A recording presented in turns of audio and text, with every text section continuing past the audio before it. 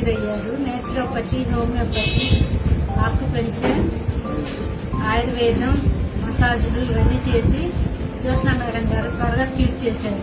3 నెలలు పట్టిద్ది అన్నది 2 నెలల్లోనే మసాజ్ క్యూర్ అయ్యింది. ఎవరైనా సరే ఇటువంటి ఇబ్బంది ఉన్న వాళ్ళు ఖచ్చితంగా ఇక్కడ చేరి మంచిగా మెరుగవడానికి అయితే అవకాశం ఉంది.